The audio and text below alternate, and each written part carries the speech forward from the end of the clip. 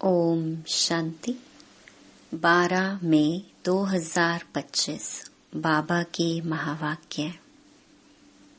मीठे बच्चे, धंधा आदि करते भी सदा अपनी गॉडली स्टूडेंट लाइफ और स्टडी याद रखो। स्वयं भगवान हमको पढ़ाते हैं, इस नशे में रहो। प्रश्न: जिन बच्चों को ज्ञान अमृत हजम करना आता है, उनकी निशानी क्या होगी?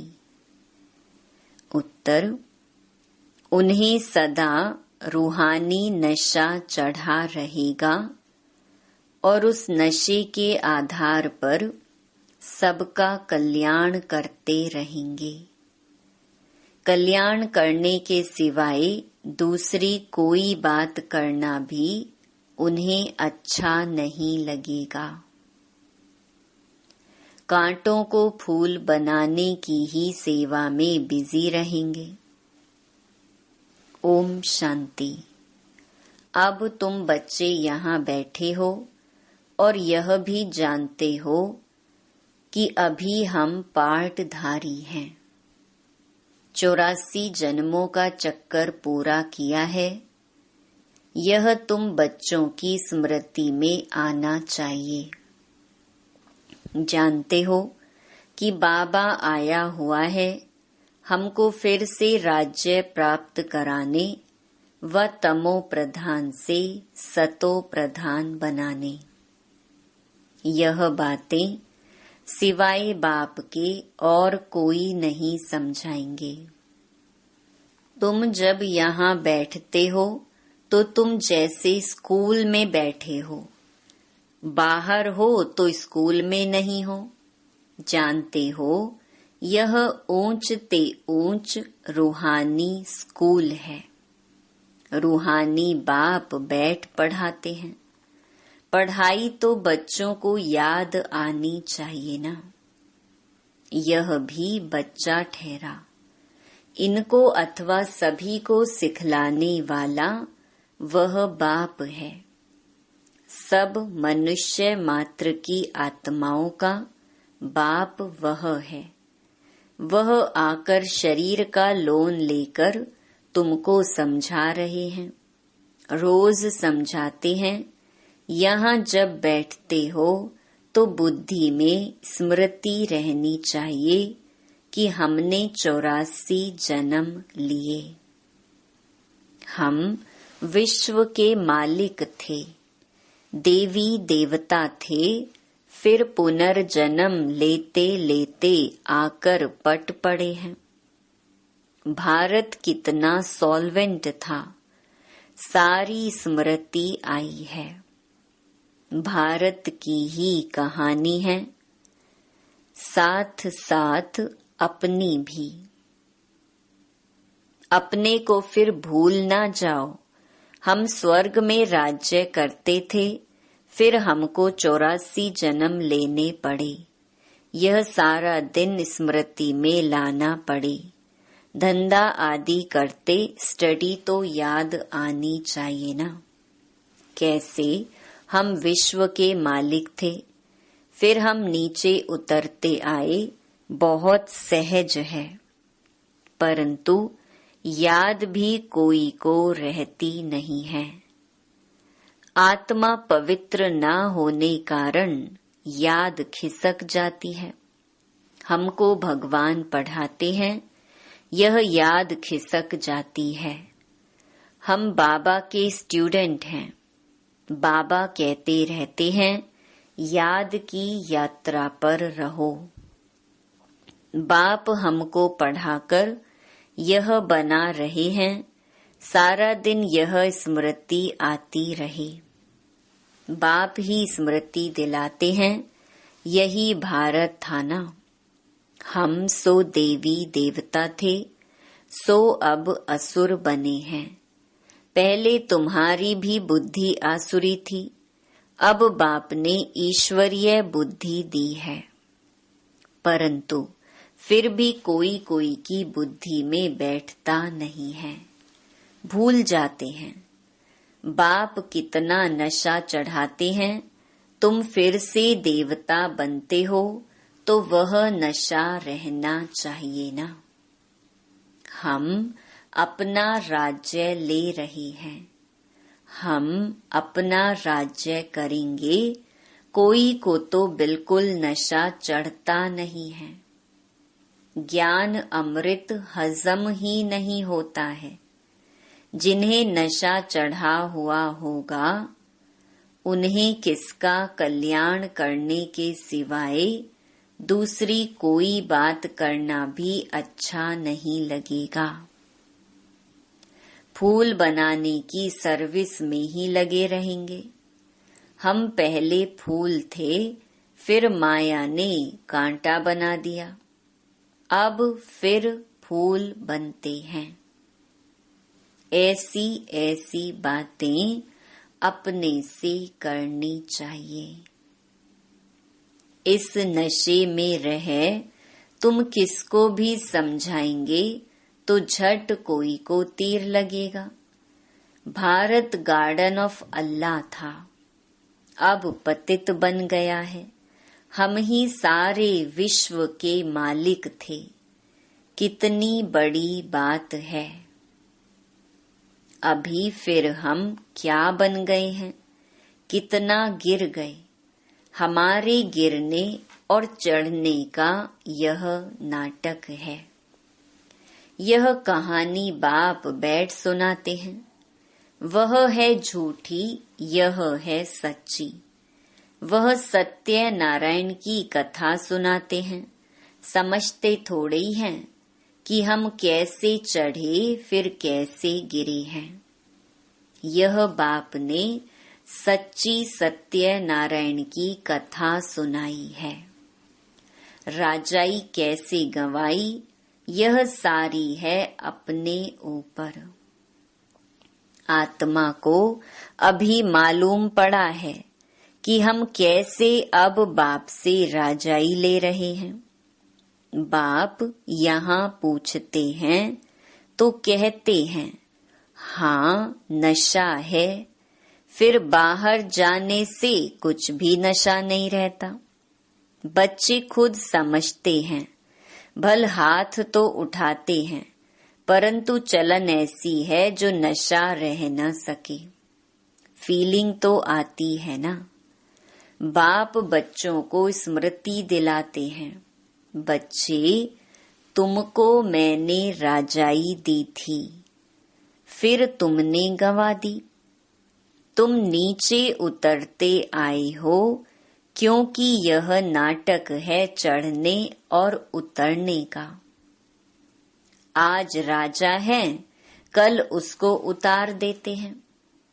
अखबार में बहुत ऐसी ऐसी बातें पढ़ती हैं, जिसका रिस्पॉन्ड दिया जाए तो कुछ समझे। यह नाटक है, यह याद रहे तो भी सदैव खुशी रहे। बुद्धि में है ना, आज से 5000 वर्ष पहले शिव बाबा आया था, आकर राजयोग सिखाया था, लड़ाई लगी थी। अभी यह सब राइट बातें बाप सुनाते हैं। यह है पुरुषोत्तम युग। कलयुग के बाद यह पुरुषोत्तम युग आता है। कलयुग को पुरुषोत्तम युग नहीं कहेंगे, सतयुग को भी नहीं कहेंगे। आसुरी संप्रदाय और दैवी संप्रदाय कहते हैं। उनके बीच का है यह संगम युग। जबकि पुरानी दुनिया से नई दुनिया बनती है, नई से पुरानी होने में सारा चक्कर लग जाता है। अभी है संगम युग। सतयुग में देवी देवताओं का राज्य था, अब वह है नहीं। बाकी अनेक धर्म आ गए हैं। यह तुम्हारी बुद्धि में रहता है। बहुत हैं जो 6-8 मास 12 मास पढ़कर फिर गिर पड़ते हैं, फेल हो पड़ते हैं। भल पवित्र बनते हैं परंतु पढ़ाई नहीं करते तो फंस पड़ते हैं। सिर्फ पवित्रता भी काम नहीं आती। ऐसे बहुत सन्यासी भी हैं। वह सन्यास धर्म छोड़ जाए गृहस्थी बन जाते हैं, शादी आदि कर लेते हैं। तो अब बाप बच्चों को समझाते हैं, तुम स्कूल में बैठे हो। यह स्मृति में है हमने अपनी राजाई कैसे गंवाई, कितने जन्म लिए। अब फिर बाप कहते हैं विश्व के मालिक बनो। पावन जरूर बनना है। जितना जास्ती याद करेंगे उतना पवित्र होते जाएंगे, क्योंकि सोने में खाद पड़ती है। वह निकले कैसे? तुम बच्चों की बुद्धि में है। हम आत्मा सतो प्रधान थी, 24 कैरेट थी। फिर गिरते गिरते ऐसी हालत हो गई है। हम क्या बन गए? बाप तो ऐसे नहीं कहते कि हम क्या थे। तुम मनुष्य ही कहते हो हम देवता थे। भारत की महिमा तो है ना। भारत में कौन आते हैं, क्या ज्ञान देते हैं, यह कोई नहीं जानते। यह तो पता होना चाहिए ना कि लिबरेटर कब आते हैं। भारत प्राचीन गाया जाता है तो जरूर भारत में ही रीइंकार्नेशन होता होगा, अथवा जयंती भी भारत में ही मनाते हैं। जरूर फादर यहाँ आता है, कहते भी हैं भागीरथ, तो मनुष्य शरीर में आया होगा ना। फिर घोड़े गाड़ी भी दिखाई है, कितना फर्क है। श्री कृष्ण और रथ दिखाया है। मेरा किसको पता नहीं है। अभी तुम समझते हो बाबा इस रथ पर आते हैं। इनको ही भाग्यशाली रथ कहा जाता है। ब्रह्मा सो विष्णु चित्र में कितना क्लियर है। त्रिमूर्ति के ऊपर शिव, यह शिव का परिचय किसने दिया? बाबा ने ही बनवाया ना। अभी तुम समझते हो बाबा इस ब्रह्मा रथ में आए हैं। ब्रह्मा सो विष्णु, विष्णु सो ब्रह्मा। यह भी बच्चों को समझाया है। कहाँ 84 जन्म के बाद विष्णु सो ब्रह्मा बनते, कहाँ ब्रह्मा सो विष्णु 1 सेकंड में। वंडरफुल बातें हैं ना बुद्धि में धारण करने की। पहले पहले समझाना होता है बाप का परिचय। भारत स्वर्ग था जरूर। हेवनली गॉड फादर ने स्वर्ग बनाया होगा। यह चित्र तो बड़ा फर्स्ट क्लास है। समझाने का शौक रहता है ना। बाप को भी शौक है। तुम सेंटर पर भी ऐसे समझाते रहते हो। यहाँ तो डायरेक्ट बाप है। बाप आत्माओं को बैठ समझाते हैं। आत्माओं को समझाने और बाप के समझाने में फर्क तो जरूर रहता है। इसलिए यहाँ सम्मुख आते हैं सुनने लिए। बाप ही घड़ी घड़ी बच्चे बच्चे कहते हैं। भाई भाई का इतना असर नहीं रहता जितना बाप का रहता है। यहाँ तुम बाप के सम्मुख बैठे हो। आत्माएं और परमात्मा मिलते हैं तो इसको मेला कहा जाता है। बाप सम्मुख बैठ समझाते हैं तो बहुत नशा चढ़ता है। समझते हैं बेहद का बाप कहते हैं, हम उनका नहीं मानेंगे। बाप कहते हैं, हमने तुमको स्वर्ग में भेजा था, फिर तुम 84 जन्म लेते लेते पतित बने हो, फिर तुम पावन नहीं बनेंगे। आत्माओं को कहते हैं। कोई समझते हैं बाबा सच कहते हैं, कोई तो झट कहते बाबा हम पवित्र क्यों नहीं बनेंगे।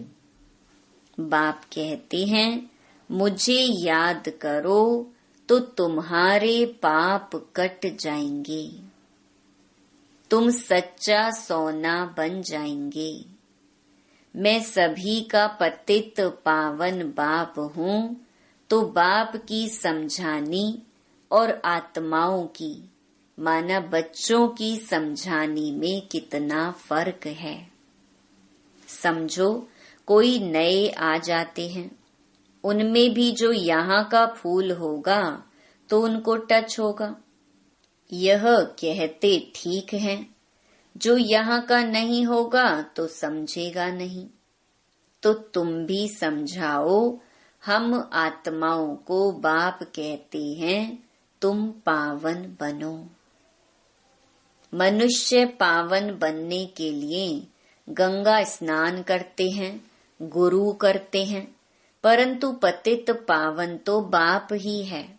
बाप आत्माओं को कहते हैं कि तुम कितने पतित बन गए हो, इसीलिए आत्मा याद करती है कि आकर पावन बनाओ। बाप कहते हैं, मैं कल्प कल्प आता हूँ, तुम बच्चों को कहता हूँ यह अंतिम जन्म पवित्र बनो। यह रावण राज्य खत्म होना है, मुख्य बात है ही पावन बनने की। स्वर्ग में विष होता नहीं। जब कोई आते हैं तो उनको यह समझाओ कि बाप कहते हैं अपने को आत्मा समझ, मुझ बाप को याद करो तो पावन बन जाएंगे, खाद निकल जाएगी। मन मनाभव अक्षर याद है ना। बाप निराकार है, हम आत्मा भी निराकार है। जैसे हम शरीर द्वारा सुनते हैं, बाप भी इस शरीर में आकर समझाते हैं। नहीं तो कैसे कहें कि माँ में कम याद करो, देह के सभी संबंध छोड़ो। जरूर यहाँ आते हैं, ब्रह्मा में प्रवेश करते हैं। प्रजापिता अब प्रैक्टिकल में है, इन द्वारा हमको बाप ऐसे कहते हैं। हम बेहद के बाप की ही मानते हैं। वह कहते पावन बनो, पतित पना छोड़ो, पुरानी देह के अभिमान को छोड़ो, मुझे याद करो तो अंतमति सुगति हो जाएगी। तुम लक्ष्मी नारायण बन जाएंगे। बाप से बेमुख करने वाला मुख्य अवगुण है एक दूसरे का पर चिंतन करना, ईविल बातें सुनना और सुनाना। बाप का डायरेक्शन है तुम्हें ईविल बातें सुननी नहीं है। इनकी बात उनको, उनकी बात इनको सुनाना, यह धूतीपना तुम बच्चों में नहीं होना चाहिए। इस समय दुनिया में सभी विपरीत बुद्धि है ना। सिवाय राम के दूसरी कोई बात सुनाना उसको धूतीपना कहा जाता है। अब बाप कहते हैं यह धूतीपना छोड़ो। तुम सभी आत्माओं को बताओ कि हे सीताएं, तुम एक राम से योग लगाओ। तुम हो मैसेंजर, यह मैसेज दो कि बाप ने कहा है मुझे याद करो, बस। इस बात के सिवाय बाकी सब है धूतीपना। बाप सब बच्चों को कहते हैं धूती पना छोड़ दो। सभी सीताओं का एक राम से योग जुड़वाओ। तुम्हारा धंधा ही यह है, बस यह पैगाम देते रहो। बाप आया हुआ है, कहते हैं तुमको गोल्डन एज में जाना है, अब इस आयरन एज को छोड़ना है। तुमको वनवास मिला हुआ है, जंगल में बैठे होना। वन जंगल को कहा जाता है। कन्या की जब शादी होती है तो वन में बैठती है, फिर महल में जाती है। तुम भी जंगल में बैठे हो, अब ससुर घर जाना है। इस पुरानी देह को छोड़ना है। एक बाप को याद करो, जिनकी विनाश काले प्रीत बुद्धि है, वह तो महल में जाएंगे, बाकी विपरीत का है वनवास, जंगल में वास है। बाप तुम बच्चों को भिन्न भिन्न रीति से समझाते हैं। जिस बाप से इतनी बेहद की बादशाही ली है, उनको भूल गए हो तो वनवास में चले गए हो। वनवास और गार्डन वास, बाप का नाम ही है बागवान। परंतु जब कोई की बुद्धि में आए, भारत में ही हमारा राज्य था, अभी नहीं है, अभी तो वनवास है, फिर गार्डन में चलते हैं। तुम यहाँ बैठे हो तो भी बुद्धि में है, हम बेहद के बाप से अपना राज्य ले रहे हैं। बाप कहते हैं मेरे साथ प्रीत रखो, फिर भी भूल जाते हैं। बाप उल्हेना देते हैं, तुम मुझ बाप को कहाँ तक भूलते रहेंगे। फिर गोल्डन एज में कैसे जाएंगे? अपने से पूछो, हम कितना समय बाबा को याद करते हैं।